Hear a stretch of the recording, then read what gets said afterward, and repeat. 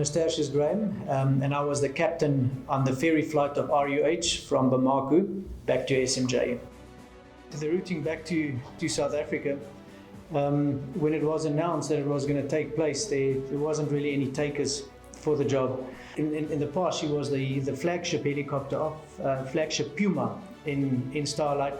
But subsequently, our fleet upgraded and we got the new Super Pumas.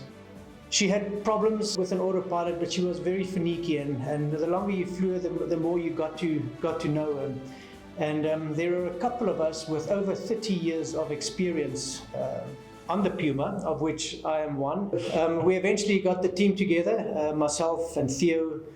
Gary, he got off at Lanseria. We didn't lose him on the way, so he's gone home already. The years of experience on the Puma at this stage was over 100 years of experience, if you take the three individuals that is there. Kevin Ellis was the co-pilot, always eager to assist in the flight. So the tricky thing about flights over such a long distance over Africa, especially this time of the year, firstly, you look at permits, and permits are only issued on a specific day and valid for a specific period. So to try and coordinate that with the serviceability of the aircraft and getting the crew from all over the world again was a little bit challenging. And the first day was from Bamako itself to get to Accra in Ghana. It started off very well. The helicopter behaved herself. She gave us one or two autopilot scares, but being with the aircraft for several years, we knew it was not something new, and it's going to be with us for the whole flight. The first little hinder arrived when we didn't have clearances to enter Ghana. So the delay of about 2 to 3 hours on the ground got us departing in the late afternoon right into thunderstorms, which is not what we really wanted.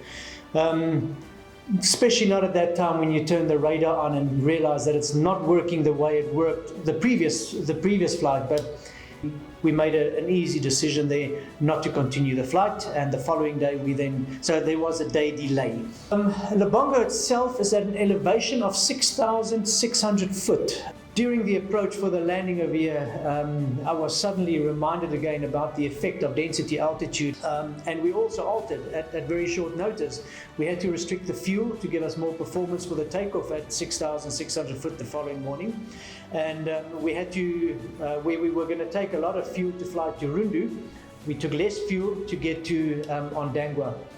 The last leg from Lanseria to Heidelberg was very fitting, as it was an inclement weather we had. So suddenly the weather came in, we took off in the rain, and we landed just before the rain, I would suggest. And all in all, the helicopter itself, she really behaved herself, considering it's a 1974 model, and but the two of us are 1970 models. Yeah. So we're all early 70s.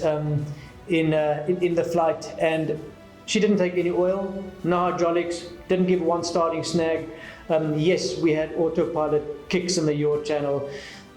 Yes, we had the radar pack up on us. We lost half a radio at some stage, and then, well, in fact, we lost a full radio at one stage and then gained a half a radio at another stage.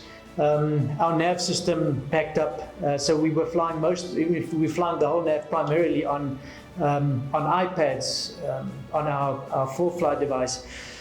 But yeah, the big things, the mechanical things, she's as sound as they come. Very enjoyable flight, and it actually was a privilege. Yeah, it was a big privilege.